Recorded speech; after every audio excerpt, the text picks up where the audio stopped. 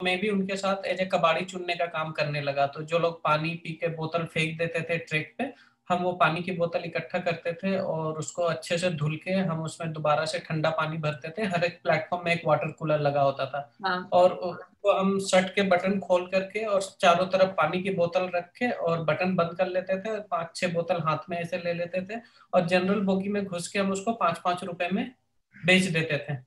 But वो हम्म। तो एक पार्ट था, बट ना सर्वाइव बहुत डिफिकल्ट था। लाइक कभी पुलिस वाले मारते थे, कभी किसी पैसेंजर का कुछ चोरी हो गया वो मारते थे, किसी की लड़ाई होती थी तो वो ब्लेड निकाल लेते थे, जो जेब काटने के लिए ब्लेड होती थी।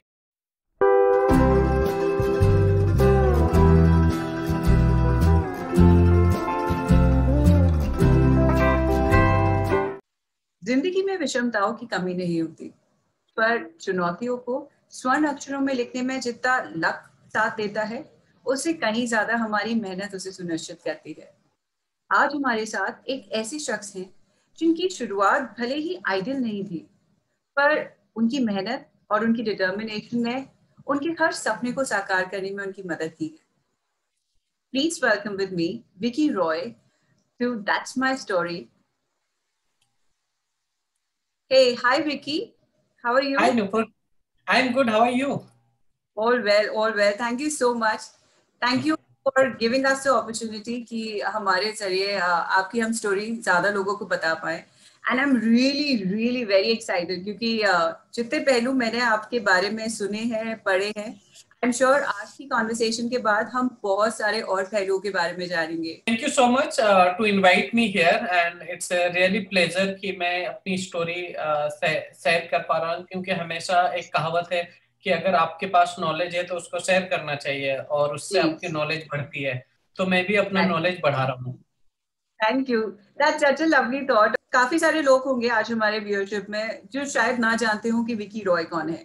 So why don't you begin अपने बारे में कुछ बता के।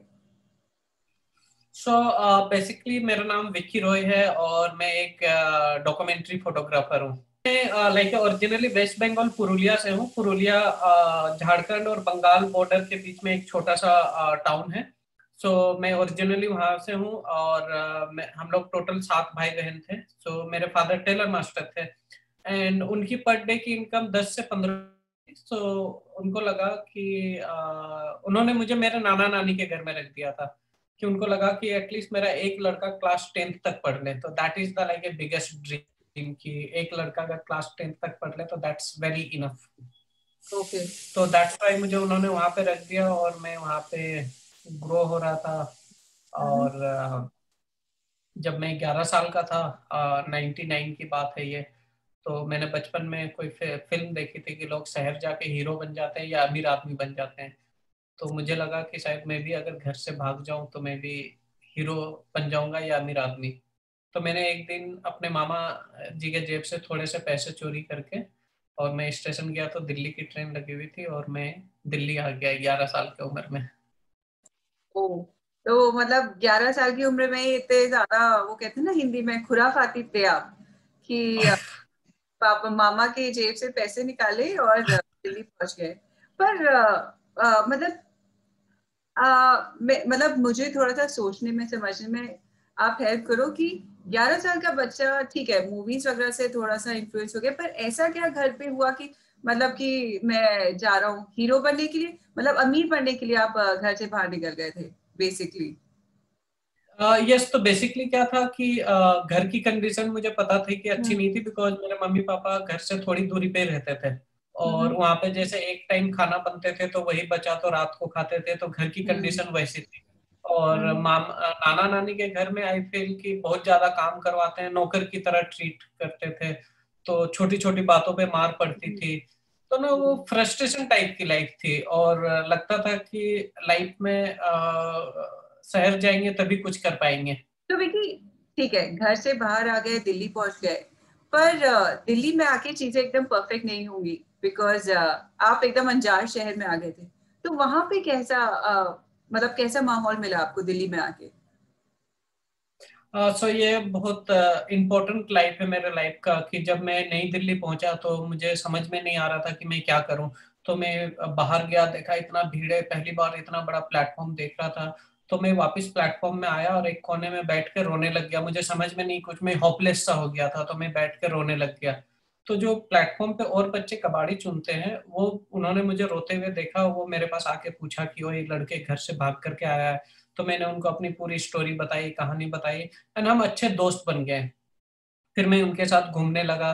फिर मैं देखता था कि ये लोग क्या क्या कर रहे हैं। तो मेरे पास कोई ऑप्शन नहीं था, तो मैं भी उनके साथ एज ए कबाड़ी चुनने का काम करने लगा। तो जो लोग पानी पी के बोतल फेंक देते थे ट्रैक पे, हम वो पानी की बोतल इकट्ठा करते थे और उसको अच्छे से धुल के हम उसमें दोबारा से ठंडा पानी भरते थे। हर एक प्लेटफॉर्म में एक वाटर कूलर लगा होता था, हाँ। और उसको हम शर्ट के बटन खोल करके और चारों तरफ पानी की बोतल रख के और बटन बंद कर लेते थे, और 5-6 बोतल हाथ में ऐसे ले लेते थे, और जनरल बोगी में घुस के हम उसको 5-5 रुपए में बेच देते थे।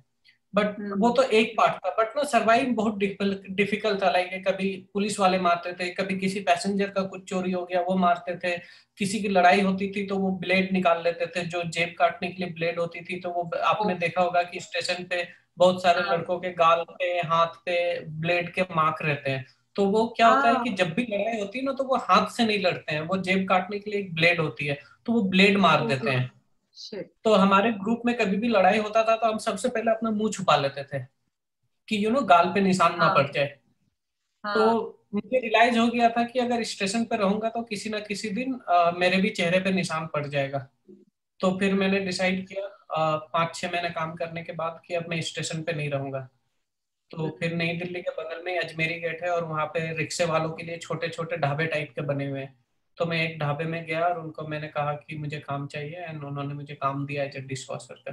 तो फिर मैं वहाँ पे काम करना चालू किया। ही सेड कि 500 रुपये महीना देगा। पन्ना लाल था ढाबे ओनर का नाम। ही पास्ट अवे। ओके। पर विकी मतलब एज अ डिश वॉशर भी अगर जैसे आपने वहाँ पे काम करा तो मतलब एक्सपीरियंस कैसा था? बिकॉज जितना हम लोग देखते हैं जैसे ढाबे वगैरह में कोई बहुत ज्यादा अच्छी सिचुएशन तो नहीं होती, और आप 11-12 साल के बच्चे हो, ठीक है, कोई इधर उधर कोई पता नहीं है कि कोई पेरेंट है कि नहीं, तो यूजुअली जो होता है और जो हम सुनते हैं देखते हैं, लोग बहुत अच्छे से एक्सप्लॉइट करते हैं। तो आप वहाँ पे जब ढाबे पे थे तो आपकी सिचुएशन तब कैसी थी? सो ढाबा ना बहुत सिंपल टाइप का ढाबा था। ऐसा नहीं कि like it's proper dhaba, it's like एक हम्म। पलंग सा होता था, उस पे खाने के वो रखे होते थे एंड उसमें अच्छा। बेचते थे। इट्स लाइक सिंपल रिक्शे वालों के लिए, क्योंकि उनको हम्म। 10 रुपए में सब्जी चावल मिलता था, 15 रुपए में चिकन चावल मिलता था। तो ऐसा सिंपल सा छोटा ढाबा अच्छा। था। तो जैसे क्या होता था कि मुझे बड़ा दुख होता था कि मैं घर से भाग के क्यों आया, क्योंकि सुबह 5 बजे जगा देते थे सब्जी काटने के लिए, फिर रात को 11-12 बजे सोने को मिलता था। तो मैं रात को सोते समय बहुत रोता था, मुझे लगा, और मैं अपने आप को कोसता था कि मैं घर से क्यों भाग करके आया। मुझे लगता था कि घर में तो इससे बेटर लाइफ है, और मैं रोते रोते सो जाता था। तो देखिए उस समय ऐसा नहीं लगा कि घर फोन कर लूं या घर वालों से बात करके कोई सोल्यूशन निकाल लूं, क्योंकि आप अपने नानी नाना के यहाँ से भागे थे, है ना, और मम्मी पापा को पता था या नहीं पता था? तो कभी ऐसा नहीं सोचा कि इतने ज्यादा परेशान हो रहा हूँ, डेली रो रहा हूँ या जो भी तकलीफ से गुजर रहा हूँ, घर चला जाऊं? ऐसा कभी नहीं ख्याल आया उस समय? तो नहीं आया था, बट मुझे लगा घर जाऊंगा तो शायद मार पड़ेगी। ठीक है, क्योंकि मतलब क्या होता है कि जो लोअर क्लास में वो वाला सिचुएशन तो नहीं होता ना कि अरे वापिस आ गया तो लाड प्यार, जैसे थोड़ा मिडिल क्लास या हायर क्लास में होता है। लोअर क्लास में तो उल्टा मार पड़ती है। अगर जैसे हम खेलते खेलते गिर गए और जख्म हो गया कुछ, तो घर जाओ दिखाने के लिए कि मुझे लग गया, तो उल्टा और मार पड़ती थी। नहीं नहीं, मिडिल क्लास शायद ये होता ही है कि अगर गलती हो हाँ। तो डांट पिटाई की ज्यादा डर होता है, तो इस अच्छा बताओ ही ना। हाँ। तो मैं सोचा कि कुछ बन के जाएंगे, हम्म। बट कैसे बनेंगे ये नहीं पता था। तो विकी एक ट्रस्ट है जिसके बारे में मैंने पढ़ा था, जिसमें जिसके साथ आप जुड़े, ठीक है, लेकिन उस वाक्य के बारे में आप बताओ कि उस ट्रस्ट के बारे में आपको कैसे पता चला, आप वो जब ट्रस्ट ज्वाइन करे कैसे ज्वाइन करे, और फिर वहां की जर्नी के बारे में थोड़ा सा सुनेंगे। तो बेसिकली क्या हुआ कि जब मैं ढाबे में काम करता था, तो एक भैया वहाँ पे खाना खाने के लिए आए थे। तो उन्होंने मुझे काम करते हुए देखा, संजय श्रीवास्तव नाम था उनका। एंड उन्होंने मुझे बुलाया एंड मेरे से पूछा कि मेरे बारे में थोड़ा सा। तो ही सेड कि तुम्हारी उम्र अभी पढ़ाई लिखाई करने की है, तुम ये सब काम क्यों कर रहे हो? तो आई सेड कि कौन मुझे पढ़ाएगा लिखाएगा? तो ही सेड कि मैं तुम्हें एक संस्था भेज देता हूँ, तुम वहां पे जाओ, वो लोग तुम्हें पढ़ाएंगे लिखाएंगे, और तुम्हारे बदन पे ये जितने जख्म हो रखे हैं, जख्म हो गए थे कुछ, तो उन्होंने कहा कि उसका ये इलाज भी कराएंगे और तुम्हें खेलने कूदने का सारा सामान देगा। तो एक संस्था है दिल्ली में, सलाम बालक ट्रस्ट के नाम से। तो जो अच्छा। मीरा नायर की फिल्म आई थी 1988 में, सलाम बॉम्बे, तो उस मूवी के प्रीमियर से जो पैसा आया था उससे ये ट्रस्ट बना था, सलाम बालक ट्रस्ट। तो मुझे उन्होंने ढाबा ओनर से बात करके वो मुझे सलाम बालक ट्रस्ट छोड़ दिए।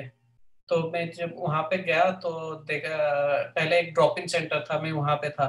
तो देखा कि जाते ही मुझे अच्छे कपड़े वगैरह मिले, जो जूते चप्पल मिले, 3 टाइम खाना मिलता था, इवनिंग न्यूट्रिशन मिलता था, और ब्रेकफास्ट में लाइक मिल्क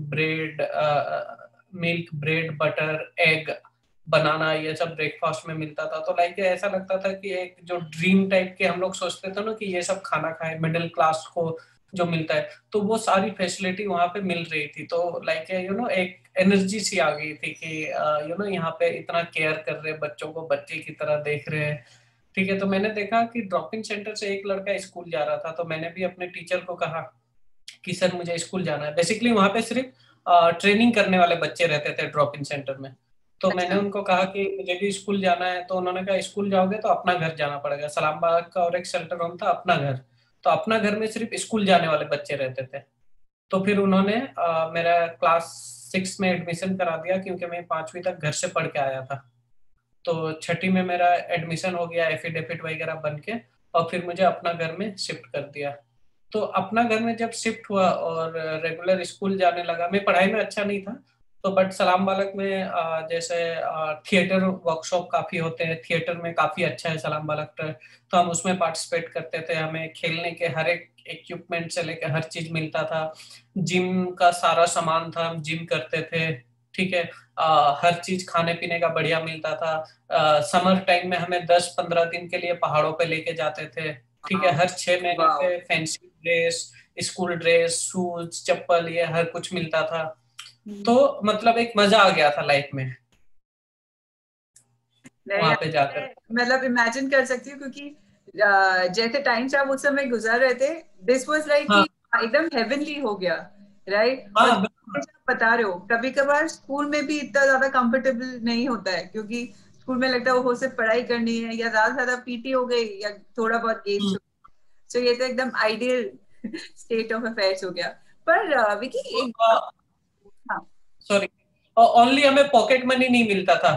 तो हम क्या करते थे कि जैसे हमें जो भी सामान चाहिए होता था, हमें बस टीचर को बोलना पड़ता था एनजीओ में, हमें वो मिल जाता था। जो तो जैसे हमें वाटर कलर चाहिए, तो हमने बोला एक लिया, 5 दिन बाद हम बोलते थे वो खत्म हो गया और एक चाहिए। तो दूसरा वाटर कलर का डब्बा मिलता था, हम स्कूल में जाके किसी को 30 रुपए में वो बेच दिए दूसरे स्टूडेंट को। तो पॉकेट मनी ऐसे हम ये करते थे, क्योंकि वहां पॉकेट मनी नहीं मिलता था। ठीक है, ठीक है, पर ये तो मतलब ठीक है, आई थिंक क्योंकि बच्चे थे तो जो भी इधर उल्टा सीधा जो भी समझ में आया वो कर लेते थे। पर विकी, क्योंकि आपने बोला कि वहां पे आप बेसिकली इसलिए गए क्योंकि आपका पढ़ने का मन था, तो आपने पढ़ाई कब तक करी, कहाँ तक करी? तो मैं क्लास 10th तक ही पढ़ा, क्योंकि मैं पढ़ाई में अच्छा नहीं था, और मतलब जो भी पढ़ाई किया हूँ हर बार नकल उकल मार के पास किया हूँ। और क्लास 10th में बोर्ड का एग्जाम था, और उसमें अच्छे से नकल नहीं मार पाया, क्योंकि चेकिंग वगैरह होती है, बाहर से टीचर आते हैं चेक करने के लिए। तो 10th में बहुत कम परसेंटेज आए, 48% आए। तो जो मेरे एनजीओ का टीचर ओ। था, आप पढ़ाई में अच्छे हो नहीं, आप अपना हम्म। ट्रैक चेंज करो और कुछ वोकेशनल ट्रेनिंग करो, और आप आगे की पढ़ाई एनआईएस से कर लेना, ओपन स्कूल से। ओके, हाँ। तो 10th तक ही मैंने पढ़ा। Okay, okay. क्योंकि हमें जब पता चला कि आपने 10th तक पढ़ाई करी है, तो हम एक्चुअल में थोड़े से क्यूरियस थे कि यदि अगर 9th 8th तक आपकी पढ़ाई अच्छी रही और 10th में मार्क्स खराब हो गए, पर हाँ, अभी पता चला कि नकल करके पास हो रहे थे और 10th में नकल नहीं हो पाई, तो ठीक है, समझ हाँ, में आता है, समझ में आता है। जब मैं 10th क्लियर का किया था तो I feel like a dream come true.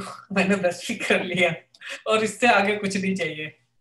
एक वो सेटिस्फेक्शन होता है ना, सो दैट सेटिस्फेक्शन कि मैंने 10वीं कर लिया। Okay, okay. फिर तो ठीक है, क्योंकि देखिए मतलब पढ़ाई जरूरी है। इंडिया में तो ज्यादा स्ट्रक्चर इस तरीके का है कि हमें लगता है कि 12th और ग्रेजुएशन होनी चाहिए तभी हम पढ़े लिखे माने जाते हैं, पर काफी सारे देशों में जरूरी नहीं है, क्योंकि आप वोकेशनल ट्रेनिंग इतनी कर लेते हो कि उनका ये है कि आपको कुछ आना चाहिए जिससे कि आप आत्मनिर्भर हो। तो yes. I think that's okay.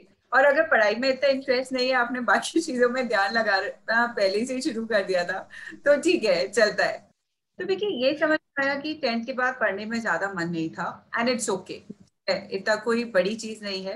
पर उसके बाद जब आपकी टीचर ने बोला कि विकी देखो पढ़ाई में तो तुम्हारा ज्यादा नहीं है, कुछ और कोर्स करो, तो कौन सा कोर्स आपने करा? और बेसिकली ये भी बताइएगा कि क्यों। सो बेसिकली क्या होता है कि एनजीओ के पास बहुत बजट नहीं होता है कि हम कुछ भी बोल दें और हमें वो करवा दें। तो जैसे जब मैं उन्होंने कहा कि कुछ आप वोकेशनल ट्रेनिंग करो, तो मुझे ऑफर किया कि आप कुछ कुकिंग कोर्स कर लो और कुछ सिलाई का कोर्स कर लो और maybe some TV mechanic और इन सब का कोर्स कर लो।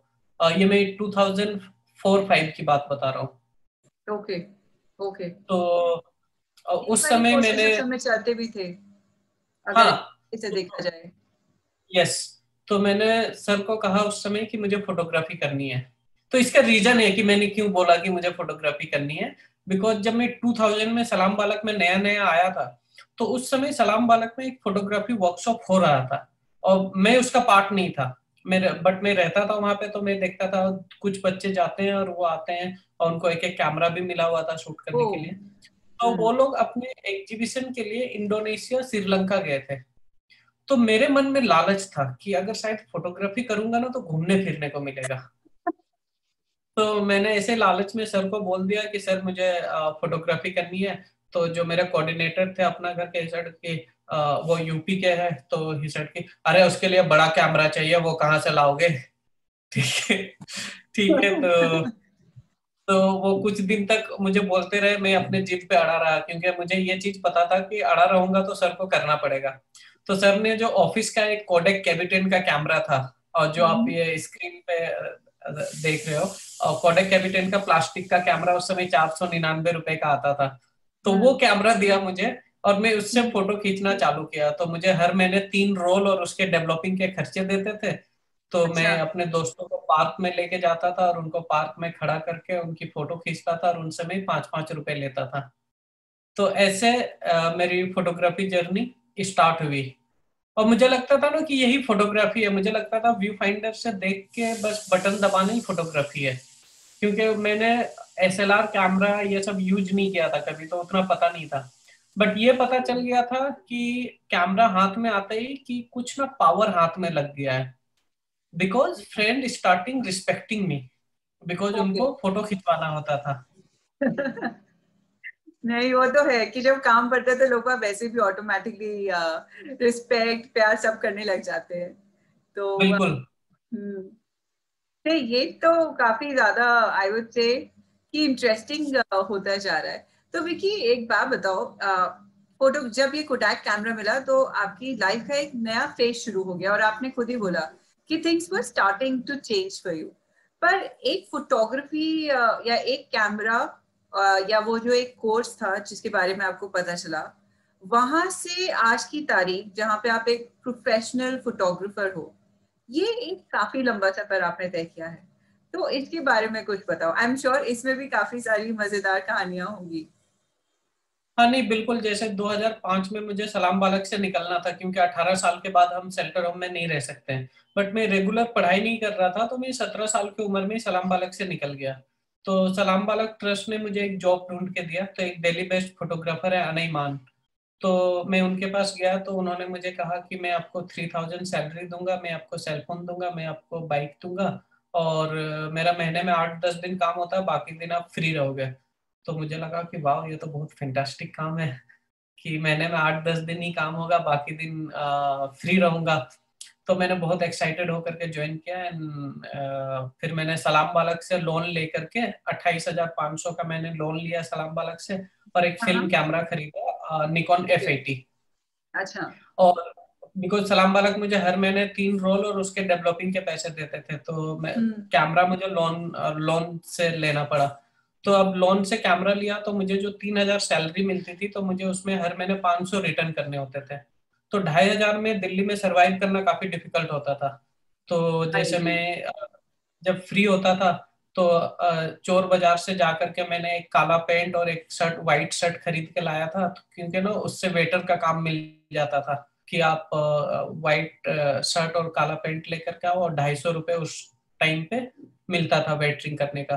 तो हम शादी घर में या किसी होटल में जा करके ऐसे वेटरिंग का काम कर लेते थे, एंड उससे जो पैसा मिलता था चांदनी चौक से जा करके और रोल खरीदता था और शूट करता था, और जो भी कमियां होती थी पैसे की वो वेटर का काम करके मैं बराबर कर लेता था।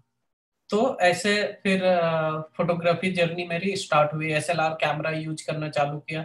एंड जब एसएलआर कैमरा खरीदा तो मुझे कॉन्फिडेंस था कि मैं फोटोग्राफर नहीं बन पाऊंगा, बिकॉज इसमें सारा मैथमेटिक्स है। मुझे लगा कि ये सब तो मेरे समझ के बिल्कुल बाहर है, कि केल्विन समझो, लाइट टेम्परेचर समझो, मीटर हम्म। रीडिंग, ये सब तो उससे पहले तो मैं बस बटन दबा करके कोडेक कैपिटन से खींचता था।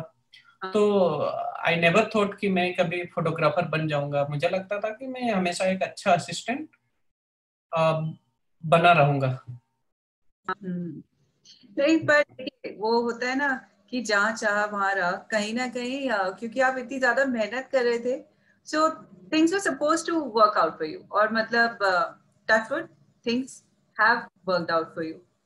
तो हाँ नहीं, विषय। मतलब मेंटोर अच्छा मिल गया था मुझे, और उन्होंने मुझे इधर उधर भटकने नहीं दिया, और काफी कंट्रोल वे में। और जैसे मेरे साथ लाइफ में ऐसा हुआ था कि जो मेरे रूममेट थे जिनके साथ हम्म। मैं बाहर निकला था, वो मेरे हम्म। से ज्यादा पैसे कमाते थे, ठीक है। अच्छा। एंड वो ज्यादा शॉपिंग वॉपिंग करके लाते थे, मुझे बड़ा दुख होता था कि मुझे लगता था कि मैं कब इतना पैसा कमाऊंगा। बट एक पेशेंस था और हम्म। कंट्रोल था अपने आप को तसल्ली की अपना हम्म। टाइम आएगा, वेट करो। पैसे के पीछे मैं कभी भी नहीं भागा, मैं काम करते रहा। और इनफैक्ट अभी भी मैं पैसे के पीछे नहीं भागता हूँ। लाइक मुझे पता है कि मुझे क्या काम करना है और किस चीज को फोकस करना है, तो मैं बस काम करते जाता हूँ, पैसा अपने आप आता है। That is a true thing. मतलब ये चीज मैं पर्सनली इसको टेस्टिफाई, आई वुड से, मैं इसको पर्सनली फॉलो करती हूँ कि अगर आप मेहनत कर रहे हो तो चीजें फिर ऑटोमेटिकली आपके लिए मटेरियलाइज होने लग जाती है, और पैसा बिल्कुल। ऑटोमेट मतलब एक फॉल आउट है आपकी मेहनत का। तो अगर आपकी क्लैरिटी है कि मेरे को क्या करना है, कि या मुझे ये मुकाम हासिल करना है जिंदगी में, तो चीजें कहीं ना कहीं आपकी मेहनत के आगे काम करने लग जाती है। आपकी बारे में जब मैं पढ़ रही थी तो मुझे आपकी पहली एग्जीबिशन के बारे में पता चला, स्ट्रीट ड्रीम्स के नाम से जो आपने करी थी। तो वो वाली आपकी जो एग्जीबिशन थी, वो जहां तक मुझे पता है आपके लिए बहुत स्पेशल थी। तो उसके बारे में कुछ बताइए कि वो एग्जीबिशन किसके बारे में थी और कैसे आपने उसको सेटअप करा, क्योंकि एग्जीबिशन लगाना भी कोई छोटी मोटी चीज नहीं है। यस। सो जैसे वो एग्जीबिशन मैंने काफी यंग एज पे लगाया था, 19 साल का मैं था जब मैं अपना पहला सोलो शो किया था। तो उस वाह। एग्जीबिशन का नाम स्पीड ड्रीम्स इस वजह से था। और वो आइडिया कैसे आया, तो जैसे जब मैं अपने बॉस के साथ काम करता था तो मेरे बॉस ना मुझे जबरदस्ती एग्जीबिशन देखने जाने के लिए बोलते थे। मुझे जबरदस्ती हम्म। लाइब्रेरी भेजते थे कि जा करके लाइब्रेरी में बुक देख करके आओ और मुझे आकर के बताना कि उस बुक में क्या देखा, उसमें क्या अच्छा लगा, क्यों अच्छा लगा। तो हम्म। मुझे वो सारा नोट करके लाना पड़ता था, बिकॉज नहीं तो वो सैलरी नहीं बोला था देंगे। अच्छा। तो मुझे लगा कि ये ऑर्डर की तरह है कि एग्जीबिशन। तो मैंने एक दिन सर से बोला कि सर मैं क्यों जाऊं देखने, ठीक है। तो सर ने मुझे बहुत प्यार से समझाया, बोला कि देखो आप भी फोटो खींच रहे हो, तो कल दिन जब आप एग्जीबिशन करोगे तो आप चाहोगे हम्म। ना कि लोग आकर के आपका काम देखें। तो अगर हम्म। आप चाहते हो कि आपको काम को लोग रिस्पेक्ट दे, तो आपको हम्म। भी जाके दूसरों के काम को रिस्पेक्ट देना पड़ेगा। वाह। हाँ, तो वो मेरा लर्निंग पार्ट था। तो फिर मैं एग्जीबिशन देखने जाना चालू किया, तो मैं एग्जीबिशन में देखता था कि सारे एक ही थीम पे है, ठीक है। हम्म। तो फिर मुझे भी वो होने लगा कि मैं भी किसी थीम पे शूट करूँ, एक थीम पे फोटो खींचूं। और क्योंकि जो बुक भी देखा था वो भी सारे इसी तरह के बुक थे। तो फिर मुझे लगा कि मैं क्या शूट करूं। तो सबसे पहले मैंने देखा कि मेरा दायरा क्या है। तो मैंने देखा कि मैं कहीं ट्रैवल नहीं कर सकता हूँ, बिकॉज मेरे पास पैसे नहीं है। ट्रैवल करूंगा तो मैं किसी को जानता नहीं हूँ बाहर, ठीक है, कहाँ जाऊं। तो मुझे लगा कि क्यों ना मैं अपनी लाइफ शूट करूं, बट दूसरे बच्चों के फोटो के थ्रू, कि मैं स्ट्रीट में कैसा रहता था। तो मैंने 18 साल से कम उम्र के बच्चों को फोटो खींचना चालू किया, और मैंने उसमें ये दिखाने की कोशिश की कि जब मैं स्ट्रीट पे था तो मैं 18 साल से कम उम्र का था, और मैं इस तरीके से रहता था। तो जो मैं अपनी मेमोरी है वो कलेक्ट कर रहा था जा करके दूसरे बच्चों के थ्रू। तो वो 2007 में मैंने इंडिया हैबिटेट सेंटर में वो एग्जीबिशन लगाया था, और ब्रिटिश हाई कमीशन और डीएफआईडी ने मेरा उस एग्जीबिशन को स्पॉन्सर किया था।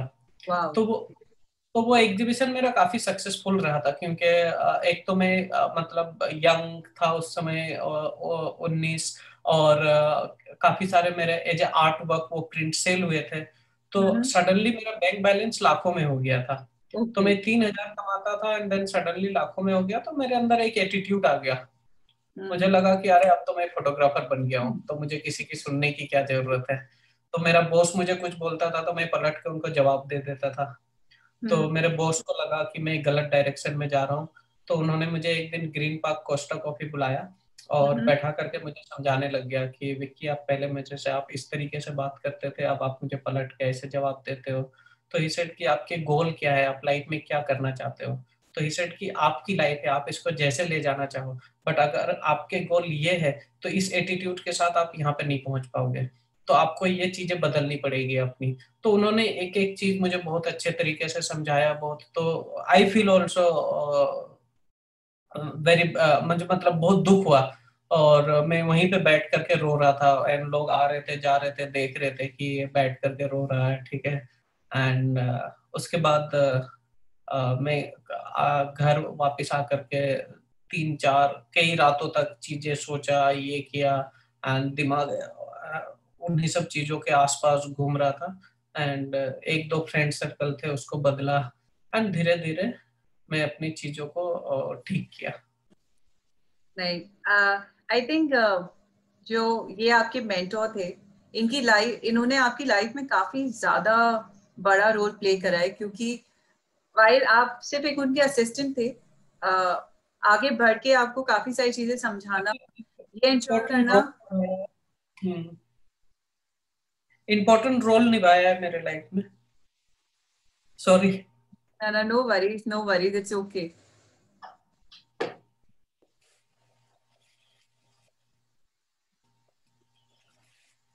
यस।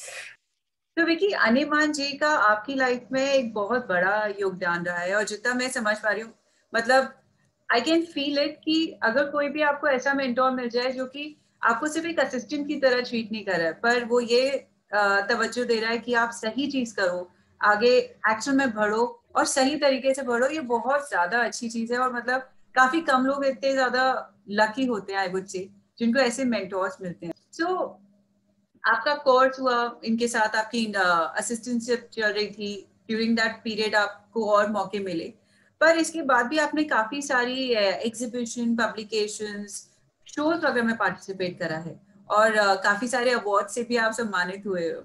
सो उनके बारे में कुछ बताओ। I am sure that's a lot of good thing for us to hear about. Yes. So जब मैंने स्ट्रीट ड्रीम किया, तो स्ट्रीट ड्रीम के बाद एक अनुभव नाथ है दिल्ली में, तो वो मेरे से मिलने के लिए आए। मेरे एग्जीबिशन में भी मिले थे बट मुझे याद नहीं था, और एग्जीबिशन में मुझे याद है कि वो आए थे और आकर के मैं बैठा हुआ था, एंड ही सेड कि that's great work and who done this work. तो आई सेड कि यस सर। तो ही सेड कि नहीं नहीं, who this this work. So I said yes sir, मुझे बोल रहा हूँ मैं हूँ। तो फिर मैंने उनको बोला कि मैंने किया हूँ। They said you did this work, because मैं बच्चा सा उससे लग रहा था, उनको बिलीव नहीं हो रहा था कि मैंने वो स्ट्रीट ड्रीम शूट किया है।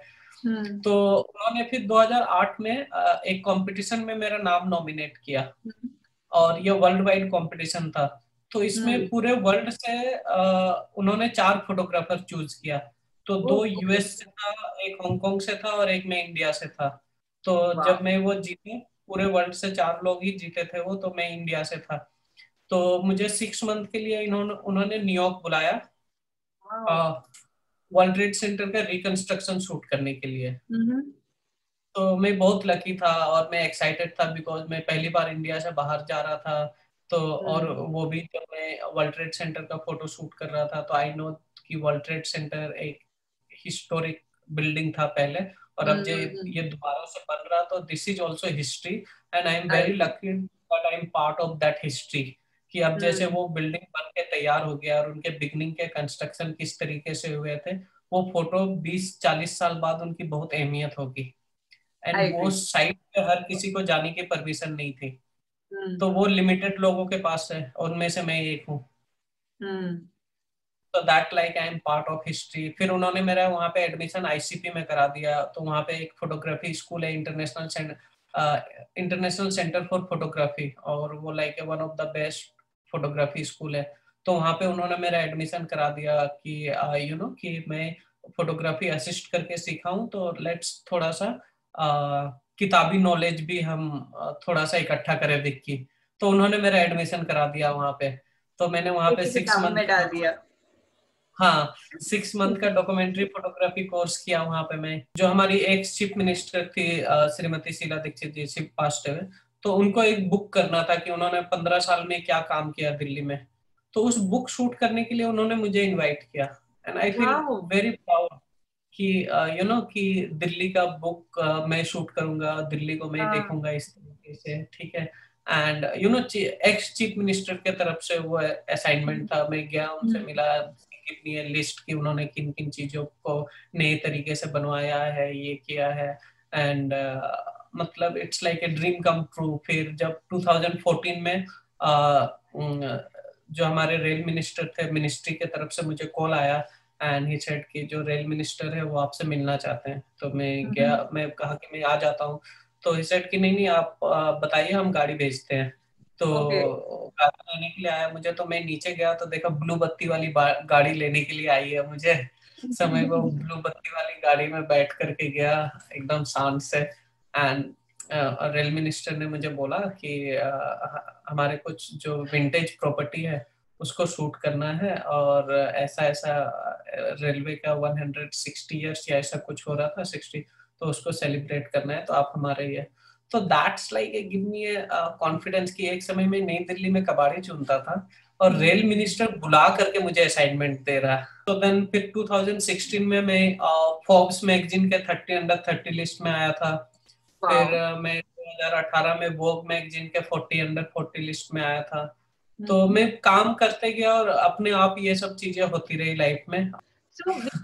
एक बात बताओ, ये तो आपने बताया कि न्यूयॉर्क का ये जो 6 मंथ का आपका टेन्योर था उससे काफी ज्यादा कॉन्फिडेंस मिला, पर आप यहीं पे नहीं रुके हो। जो मुझे पता है आपने काफी सारे कोर्सेज और फेलोशिप भी करी है, उसके बारे में कुछ बताओ, क्योंकि आई थिंक उन कोर्सेज ने भी आपको काफी ज्यादा हेल्प करा है।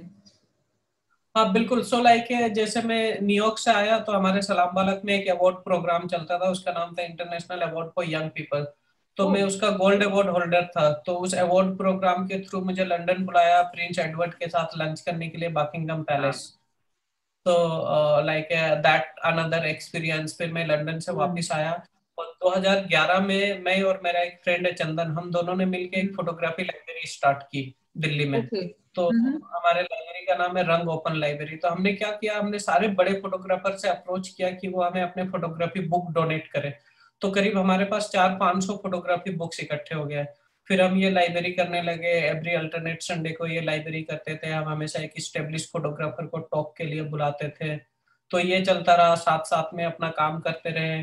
फिर 2013 में नेशनल ज्योग्राफी चैनल ने पहली बार एक फोटोग्राफी रियलिटी शो ऑर्गेनाइज किया, और ये नेशनल ज्योग्राफी चैनल पे रियलिटी शो आता था हर हफ्ते। तो उन्होंने हम 8 फोटोग्राफर को सेलेक्ट करके श्रीलंका लेके गए। तो ये रियलिटी शो था, तो हर एपिसोड एक फोटोग्राफर शो से बाहर निकल जाता था। तो ये टोटल 10 एपिसोड का शो था, और मैं 9th एपिसोड में शो से बाहर निकला और मैं टॉप 4 में था उसमें। तो जब मैं वो टीवी पे आना चालू हुआ तो लाइक मेरे गांव में पुरुलिया में मेरे दोस्त वगैरह ने देखा, एंड वो मुझे कॉल करते थे कि ए मैंने तुझे डिस्कवरी में देखा, नेशनल ज्योग्राफी में देखा। तो they start also recognise. And then उसके बाद मेरी पहली फोटोग्राफी बुक आई 2013 के एंड में दिल्ली फोटो फेस्टिवल में। मेरे बुक का नाम था होम स्ट्रीट होम। तो वो बुक आने के बाद I got fellowship to study MIT media lab. तो मुझे फिर एमआईटी मीडिया लैब से फेलोशिप मिला। कि मैं वहाँ पे आके थोड़ा सा फोटोग्राफी टेक्नोलॉजी पढूं और अपने काम को और इम्प्रूव कर सकूं। और एमआईटी के बाद मुझे काफी सारे जगहों पे एज ए लेक्चर देने के लिए इनवाइट किया गया। तो like invite me Harvard university, Pentagon, White House, वाह। Google headquarter, Facebook headquarter, World Bank, Nike headquarter. ठीक है, I got job offer from New York, I got job offer from Bahrain. And Bahrain में मुझे 2011 में royal family के through job offer हुआ था। वहां पे मेरा एक वाह। एग्जीबिशन था। तो मैंने उनको थैंक यू बोला था कि thank you so much for this opportunity, but मुझे मेरा नेम फेम दिल्ली ने दिया है और मैं दिल्ली छोड़ के कहीं नहीं जाने वाला हूँ। आपकी फोटोग्राफी के बारे में तो काफी जान लिया, और कैसे आपने शुरुआत करी। टचवुड मेहनत लक दोनों बराबर से चल रहे थे, और आपके मेंटोर वाज देयर जो कि आपको गाइड करते जा रहे थे कि कहीं भी आप डगमगाए ना। ठीक है। पर जितना हमें पता है, फोटोग्राफी के साथ आप सोशल वर्क में भी काफी ज्यादा रुचि रखते हो, तो उस पहलू के बारे में कुछ आप बताओ। मैं क्लास 7th में था तो मेरे टीचर ने क्लास से एक सवाल पूछा था कि आप हम्म। देश के तरक्की में कैसे योगदान कर सकते हो। तो लाइक हमारे पास जवाब नहीं था। तो ही सेड कि सबसे पहले आप खुद की तरक्की करो। आप खुद तरक्की कर लोगे तो देश से एक गरीब कम हो जाएगा। एंड देन उसके बाद आप दूसरों के लिए सोचो कि आप आपने कुछ कर लिया, आपने ऑफिस खोला तो आप ऑफिस के लिए स्टाफ रखोगे। फिर आप गाड़ी खरीदोगे तो गाड़ी के लिए ड्राइवर रखोगे, घर में एक काम करने वाली रखोगे, तो उससे आप जॉब क्रिएट करोगे। तो अभी तक जो मैं चीजें कर रहा था वो मैं अपने आप को डेवलप करने के लिए कर रहा था। तो उसके बाद मैं एक एनजीओ के साथ जुड़ के एक स्केट पार्क बनाए एमपी में, जनवार नाम है उस गांव का। तो उस स्केट पार्क को मैं शूट कर रहा था बहुत टाइम से। तो बाद में उस एनजीओ वाले ने मुझे कहा कि इस गांव में पानी की काफी दिक्कत है और समर टाइम में गांव वालों को 3 किलोमीटर दूर जाना पड़ता पानी के लिए। तो दे सेड कि उसका एक सॉल्यूशन है, बट उसके लिए हमें 8 लाख रुपए चाहिए।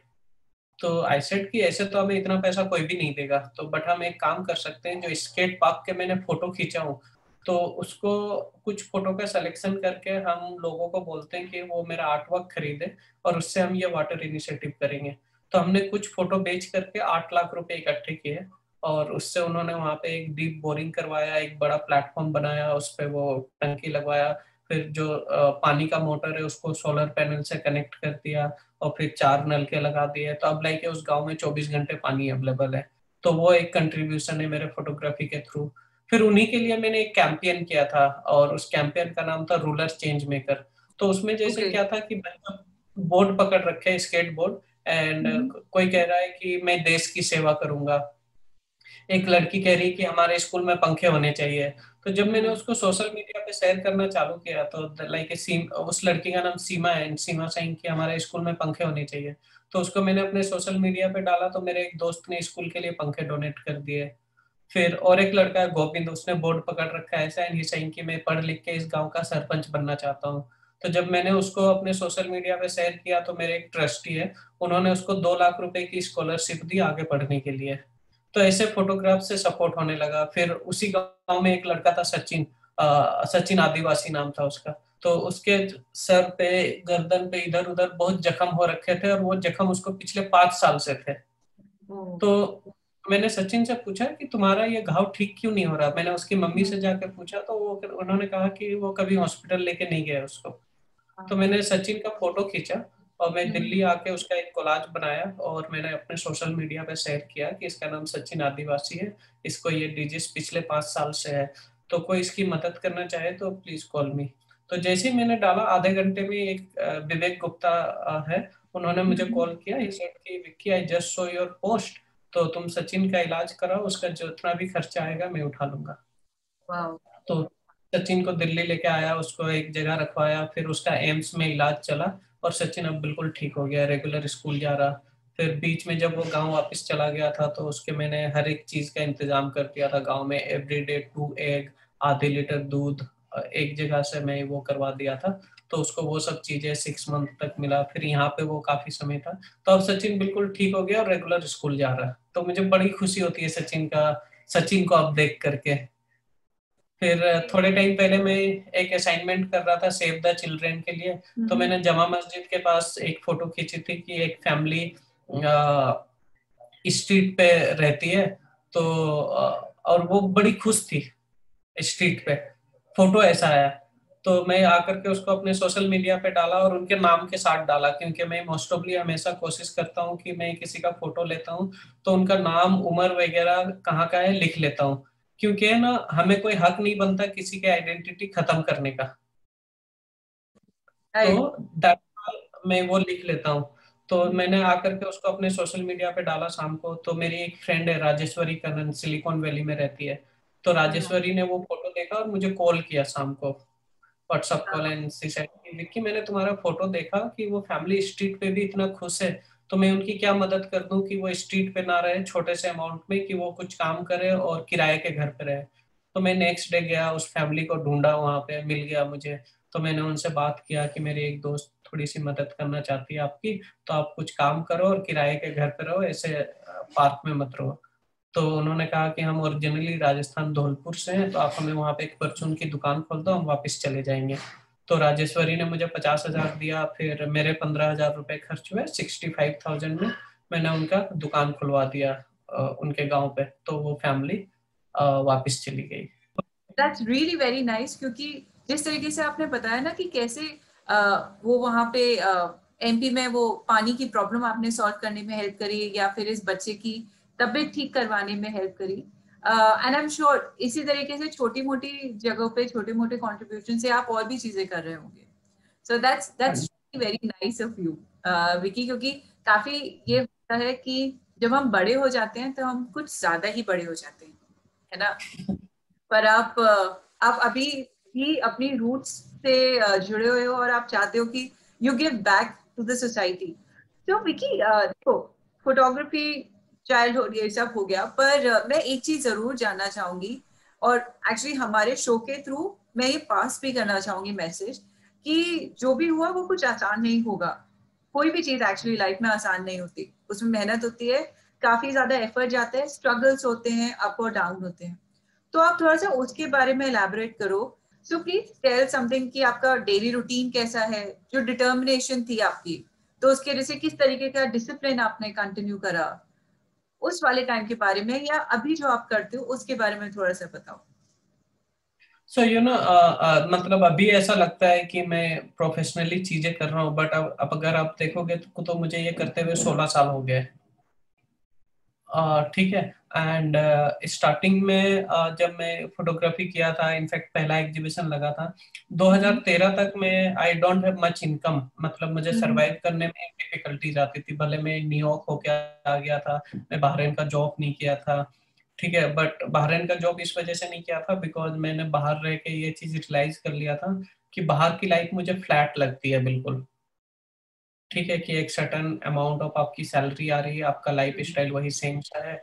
बट यहाँ पे क्या देखा था मैंने, अप एंड डाउन है, अप एंड डाउन है, और हर दिन आप फाइट कर रहे हो चीजों के लिए। तो मुझे वो इंजॉय करता हूँ, मैं वो फाइट इंजॉय करता हूँ मैं। और प्रॉब्लम डेफिनेटली आई कि काम नहीं होता था, चीजें नहीं होती थी। बट मेरे बॉस ने मुझे एक चीज स्टार्टिंग में क्लियर कर दिया था कि आपको कोई भी अवार्ड मिले, ग्रांट मिले, आप अपना काम स्टॉप मत करो, क्योंकि एंड ऑफ द डे जो आप टिके रहोगे ना, वो अपने काम से टिके रहोगे। सो अग्री। तो जो भी चीजें लाइफ में होते गया, अगर काम नहीं भी है तो अपना पर्सनल काम जा करके, जो पर्सनल प्रोजेक्ट, जैसे मैं डॉक्यूमेंट्री फोटोग्राफर हूँ, तो एक एक सब्जेक्ट में 5 साल 8 साल तक ऐसे फोटो खींचता हूँ। And it's very long, and उसके लिए बहुत पेशेंस चाहिए। और जैसे आप देखोगे कि मैं अभी तक मेरे सिर्फ 4 सोलो शो हुए हैं। Hmm. Home street home and this, sorry 3 solo show हुए हैं। अच्छा, तो तीन, मैं ओके। हाँ, 16 साल में जा करके अभी तक 3 ही सोलो शो किया हूँ। पहला स्ट्रीट ड्रीम्स था, दूसरा मैंने होम स्ट्रीट होम जो मेरी बुक आई थी, एंड तीसरा दिस स्कॉटलैंड न्यू माउंटेनस्केप।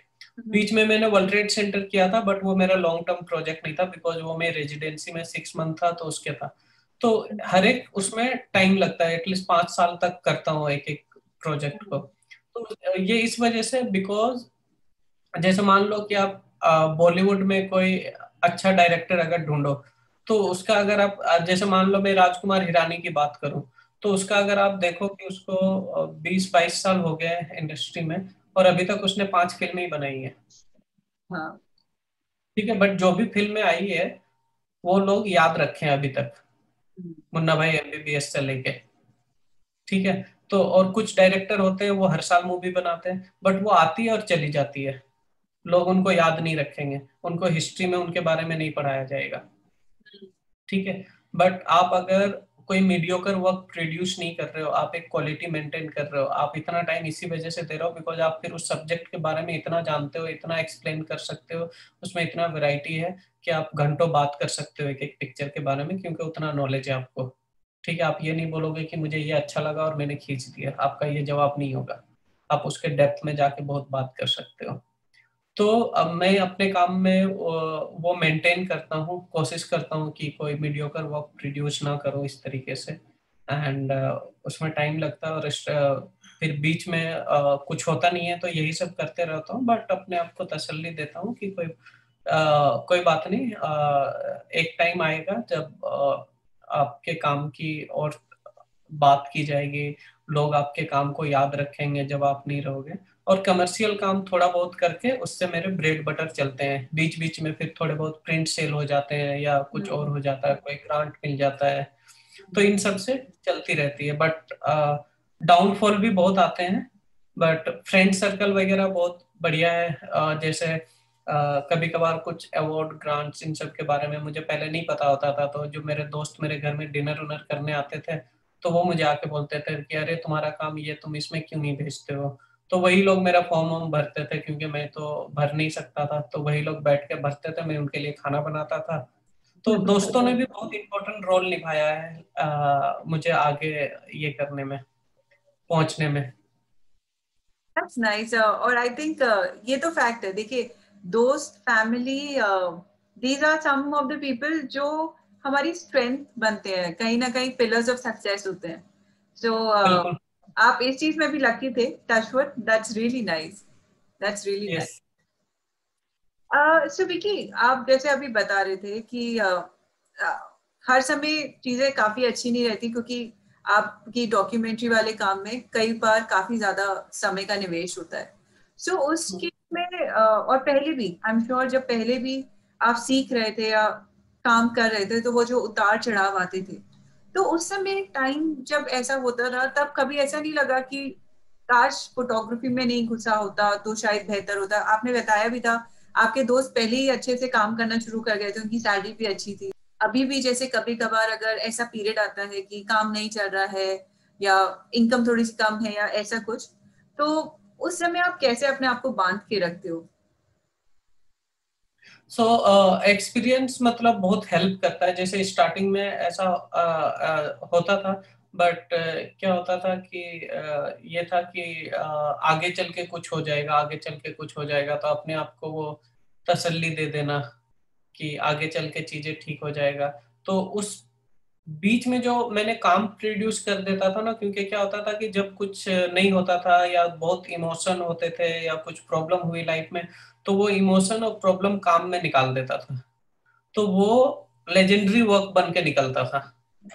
हम्म। सो जैसे 2011 12 में मेरे लाइफ में पर्सनल कुछ प्रॉब्लम हुए, इमोशनली ये वो, तो मैं पहाड़ों पे चला गया। एंड मैंने पहाड़ों पे जा करके रहा, तो मैंने देखा कि मेरे से ज्यादा प्रॉब्लम तो पहाड़ों को कोई कहीं से काट रहा है, कोई कहीं से कुछ कर रहा पहाड़ों के साथ। एंड मुझे ना पहाड़ ऐसे इमोशन के टर्म में नजर आने लगे। ठीक है। कि मेरी प्रॉब्लम तो कुछ भी नहीं है, इनके साथ देखो कितना अत्याचार हो रहा है, कहीं से भी काट के ब्रिज बना दे रहे, कहीं पे भी वो कोई तो है। करके। तो मैंने उस पे काम करना चालू किया, माउंटेन्स पे, मॉडर्न अर्बनाइजेशन पे। ठीक है। एंड वो इमोशन से निकला था वो काम। ठीक है। एंड वो स्टिल मेरा ऑन गोइंग काम है, और वो काम मेरा फिर 2017 में वडेरा आर्ट गैलरी में एग्जिबिट हुआ, फिर कोची बिनाले में लगा, फिर अभी 2019 में यूएस में एक म्यूजियम में लगा था, एशिया सोसाइटी ह्यूस्टन में। ठीक है। तो वो इस तरीके से निकला काम। तो जो आपकी प्रॉब्लम है, जो आपकी चीजें, वो आप अपने काम में लगा दो, तो वो आई थिंक बहुत हेल्प करता है चीजों से भी निकलने में। एंड पर्सनली भी जो चीजें उससे निकलने में काम बहुत हेल्प करता है, तो मैं काम करते रहा बस, तो वही हेल्प किया चीजों से निकलने में। आई थिंक आपका जो मूल मंत्र टाइप्स है ना, जो एक बेस फंडामेंटल है वो क्लियर है। एक तो पेशेंस आपके साथ है, जो कि आपके मेंटोर ने आपको इनिशियली बोला था कि वो रखना, और दूसरी जो उन्होंने बोली थी, जो आपने गांठ बांध ली हुई है जिसकी, कि काम कभी मत छोड़ो। तो विकी, काफी सारी चीजों के बारे में आज जाना, पर एक चीज की क्यूरियोसिटी है कि आपने घर तो 11 साल में ही छोड़ दिया था, नानी के यहाँ से जो आप भागे थे। फिर जो भी उतार चढ़ाव आते गए, आपने अपनी फैमिली को कांटेक्ट सबसे पहली बार कब करा? आई एम रियली क्यूरियस कि उनका रिएक्शन कैसा था, क्योंकि उन्हें अभी तक तो आपके बारे में पता नहीं होगा कि कैसे क्या चल रहा है। तो मैं पहली बार घर गया था 2004 में, मतलब 5 साल बाद। इतना लेट, इतना लेट? मैंने 10th क्लियर कर लिया था, तो अच्छा। मुझे लगा कि मैं घर में जाकर के बोल सकता हूँ कि मैंने 10वीं कर लिया है। हम्म। तो जब मैं घर गया तो मैं अपने मम्मी के घर गया, नाना नानी के घर नहीं गया। अच्छा, ठीक तो है। हाँ, तो ऐसे मोहल्ले में पता लगा कि उनका लड़का वापस आ गया है। तो लाइक हम्म। मोहल्ले में पूरा भीड़ इकट्ठा हो गया कि कि लड़का वापस आ गया। फिर थोड़ा वो इमोशनल सा रोना धोना चलना चालू हुआ थोड़ा सा, एंड देन चीजें इट्स नॉर्मल, एंड देन फिर मैं 12-15 दिन बाद दोबारा वापस आ गया, क्योंकि आई सेड कि मुझे वापस जाना, मेरा मन भी नहीं लग रहा था उस तरीके का, क्योंकि मैं बचपन से अपने मम्मी पापा के साथ रहा नहीं था। हम्म। नाना नानी के घर में रहा था, फिर नाना नानी के घर से इधर आ गया था। तो फिर 15-16 दिन बाद फिर मैं वापस दिल्ली आ गया, एंड देन उसके बाद we we in touch. Vicky, I must say, एक तो मुझे बहुत ज्यादा मजा आ रहा है बात करने में, लेकिन अनफॉर्चुनेटली हमें conclude करना है। So towards the end, I would like to request कि अगर आप कुछ भी एक मैसेज देना चाहोगे इस प्लेटफॉर्म के जरिए, कि आप जैसे काफी सारे लोगों के लिए, या इन जनरल हम सबके लिए हेल्पफुल हो, बिकॉज आपकी जर्नी में एक चीज है कि डिसिप्लिन, डिटर्मिनेशन, एफर्ट आपको डालना है, उसके बिना कुछ भी नहीं होता। सो प्लीज, प्लीज से अ फ्यू वर्ड्स। मुझे लगता है कि जो एक दो चीजें मैंने फॉलो किया, और जो मैं और लोगों से मिलता हूँ, तो अभी देखता हूँ कि बहुत लोग कोशिश करते हैं कि चीजें जल्दी मिल जाए। तो मैंने नोटिस किया है कि जो चीजें जल्दी मिलती है वो ज्यादा दिन तक टिकती नहीं है। तो अगर वो जैसे मान लीजिए कि अगर मान लो किसी को फोटोग्राफर ही बनना है, तो आप ये मत सोचो कि आप 6 महीने में ही फोटोग्राफर बन जाओगे। ये उस तरीके का है, जैसे मान लीजिए कि आप इंजीनियरिंग की पढ़ाई करते हैं, तो 3.5-4 साल लगता है आपको इंजीनियरिंग कंप्लीट करने में, एंड देन फिर 1 साल आप इंटर्न करते हो, एंड 5 साल के बाद आपकी जर्नी स्टार्ट होती है। तो अगर आपको फोटोग्राफी भी करना है तो आप उतना टाइम दो, 5 साल तक, एंड देन आपको फिर ए से लेके जेड तक चीजें शायद समझ में आए, एंड देन आपकी जर्नी थोड़ी सी बेटर हो जाए। तो बट आप सोचोगे कि शुरू में ही सब कुछ 6 महीने में मिलना चालू हो जाए, तो वो ज्यादा दिन टिकेगा नहीं। आप थोड़े समय जा करके आपकी स्पीड रुक जाएगी। तो जब मुझे याद है कि मेरे बॉस को मैं असिस्ट करता था, और पहले एग्जीबिशन के बाद फिर मैंने असिस्ट करना बंद किया था, और मैंने अपने बॉस को बोला कि मुझे घर में सपोर्ट करना है, तो मैं फ्रीलांस करना चालू किया। मैंने तहलका के लिए काम किया, और एक तो फिर मैंने अपने बॉस को एक दिन जाके बोला कि मुझे इतना पैसा। तो मेरे बॉस ने पूछा कि आप कितना पैसा कमाना चाहते हो महीने में। तो मैंने बोला कि सर इतना पैसा। तो ही सेड कि मेरे साथ 2 साल आप काम करो, आप एक दिन में इतना पैसा कमाओगे। वाओ। तो फिर जॉब छोड़ के फिर दोबारा असिस्ट करना चालू किया 4,000 की सैलरी में। और मैं अब एक दिन का उतना चार्ज कर पाता हूँ जितना बॉस ने बताया था, उससे 3 गुना ज्यादा। नहीं नहीं, अच्छी बात है यार। वो तो काफी अच्छी चीज है, वो तो काफी अच्छी चीज है। और देखिए, मतलब एक्चुअल में to sum up the entire conversation Vicky, I think कुछ चीजें जो मैं आज इस कॉन्वर्सेशन से लेके जाऊंगी पर्सनली, और मैं सोचूंगी, मतलब आई वुड एक्सपेक्ट कि व्यूअर्स भी लेके जाएं। आज हम वेरी सिंपल और क्रूशियल लेसन्स, एक तो हेस्ट मेक्स वेस्ट, जो होता है ना, शैतान का काम, जल्दी का काम शैतान का काम। नहीं, आज की हमारी जनरेशन ऐसी है कि हमें लगता है आज अगर हमने बीज बोया है तो कल आम मिलना शुरू हो जाए। ये 100 में से 90% जो हमारी मिलेनियल सोच है, आई वुड से, कोई गौरवान्वित होने वाली चीज नहीं है, पर हाँ, जो हमारी मिलेनियल सोच है वो यही है। कहीं ना कहीं हम वो पेशेंस और कंटिन्यूस हार्ड वर्क या कंटिन्यूस एफर्ट डालने में कतरा जाते हैं। हम सब कहते हैं कि स्मार्ट वर्क होना चाहिए, हार्ड वर्क नहीं। हार्ड वर्क करेंगे तो वो वेस्ट ऑफ टाइम है, ये चीज वो चीज। पर आपका एग्जाम्पल एक काफी अच्छा एग्जाम्पल है ये बताने के लिए कि देखिए, photography one of the profession है, पर हर प्रोफेशन में आपको एफर्ट डालना होता है। आप ये नहीं एक्सपेक्ट कर, और हर दिन एक बराबर नहीं होता। जिस तरीके से हमारी 5 उंगलियां एक बराबर नहीं है, उसी तरीके से जिंदगी का हर दिन एक बराबर नहीं होता। पर अगर मैं मेहनत कर रही हूँ तो कहीं ना कहीं मैं कुछ सीख रही हूँ, और जो मेरी सीख है वो मुझसे कभी कोई नहीं लेके जा सकता। ऑलवेज और fall out of the efforts. तो पैसा आ जाएगा, अगर हम पैसे के पीछे भागेंगे तो कहीं ना कहीं गड़बड़ तो हो ही जाती है। So thank you so much, Vicky. Thank you for your time. And for those people जो विकी के थोड़े से काम के बारे में और ज्यादा जानना चाहेंगे, समझना चाहेंगे कि विकी का काम क्या है, इनके सोशल एफर्ट्स जो हैं उनके बारे में जानना चाहेंगे, तो उसके बारे में सारी डिटेल्स वीडियो के नीचे डिस्क्रिप्शन में होगी available. So thank you everyone. Thank you Vicky once again. And thank you so much. I also enjoy a lot. मुझे बहुत मजा आया। My pleasure. My pleasure. My pleasure. Thank you so much.